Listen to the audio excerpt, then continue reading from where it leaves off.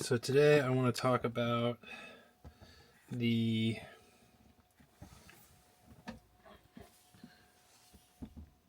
cab instrument panel, how all this stuff works, what I like, what I don't like, and let's get into it. All right, so here's your steering wheel, and we'll talk about it while it's on its side right now. It's fine, or good enough. So you have paddle shifters, minus and plus. And there's 6 gears on the transmission. So that's nice when you're driving downhill. You don't want to burn up your rotors or your brake pads. You can just downshift and use the engine to brake. And when it comes to diesel engines, I think of them as compression engines. So if you Google that term and you watch some videos about how diesel engines work, it's easier for me to conceptualize them as compression engines. The takeaway is the same. Downshift, so use your minuses on the downhill, and potentially the uphill if you're pulling a trailer, to give yourself more power or to slow you down when you're descending.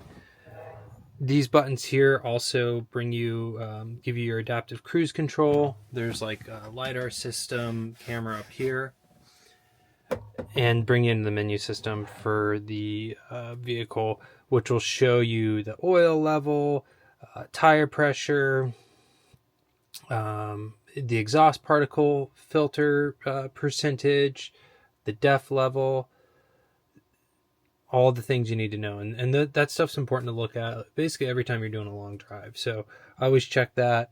Note your tire pressures will typically be lower when the tires are cool and then inflate a little bit as they warm up.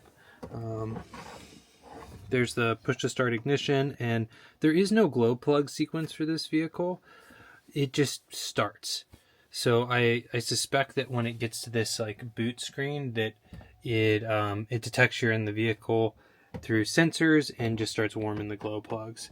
If you know exactly how that works, put it in the comments below. This is your traction control button. This is your climb steep hills button. And that's those buttons. One thing I will say is that when it comes to traction control and four-wheel drive, you have a lot of torque, you don't have a lot of power. That goes back to the compression engine and design of this thing. So if you get bogged down in sand, you're not going to be able to just power your way through that. You'll have torque, but not a lot of power, if that makes sense. All right, over here we have our lighting settings. So we have auto, daytime, and nighttime, and then our dimmer switch here for the cabin backlights. And then over here is the toggle switch for the light bar. All right, other things. The camera button here, radio media, volume up and down. That was kind of hard to find. I typically just use the volume over here and do a lot of media control over here. These buttons, the icons are pretty self-explanatory, so I'm not going to deep dive each one of those. Temperature control here. One thing I will say about the speakers is it feels like there's one speaker, but really this is a big speaker. There's some door speakers. Sounds okay, not great. You have a call for service button up here. Reading lights, they're not that bright. And then you have this circular light, also not that bright compared to the back. Looks bright right now, but it's really not. Oh, that looks like an exterior light. Huh. And that's turn the lights off button. Oh, I see. We'll just leave that pressed. You got some storage up here. That's kind of nice. I'm not going to get the tape measure for that. And then the visor. Let's have a look at the engine. I'm trying to think if there's anything else. Oh, door locks, unlocks there. Mirrors there. The mirrors are nice where they have the automatic, they'll beep at you when someone's in your blind spot. That's super cool. Curtain airbag there. And yeah, let's pop the hood and take a look at this engine. Oh, the other thing, this window is huge. And so you just got this great field of view. You really don't see much of the hood, and that is very nice for visibility.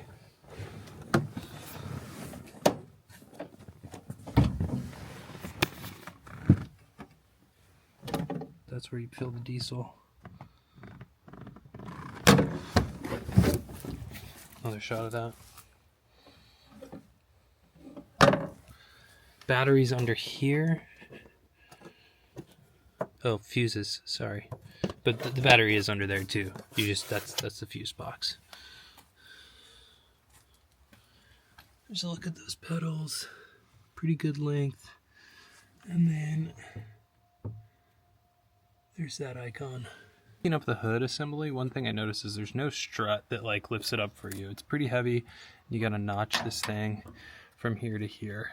What's nice though is like a simple machine like that lasts forever. There's nothing like the oil in that's not gonna go bad and get leaky, and then you have to like prop it up with a ski pole or something. One thing I noticed like kind of right away on here is there's no dipstick for the engine. You gotta like use the software to show you what the engine oil is. Looks like you got an oil filter there, so that's nice, easy, accessible. Surprised it's a paper oil filter. Haven't done an oil change on this yet personally. That looks like a exhaust cleaning pipe. You see turbo there. Definitely don't want any water in that intake. That's something I'd redesign. There's a lot of empty space in here. You could see where you could put like a couple batteries here and here, and they're just not there. So a lot of room for potential. If you need to jump, this is where you do that. Big twist, and then you can get to that contact. So there's your positive, and then you can use that as a negative ground terminal right there. Firewall's all covered really well.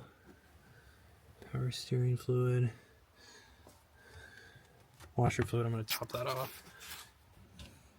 Typical German globe. You see this on BMWs for their fluids. They always have that globe, which is I find interesting. And then there's a little step here. You can see this fan and the shroud. And then get back there. See all that. There's the wiper assembly motor. All on one. Let's conclude this detailed tour. Would I purchase this van if I could afford it, if I had the money?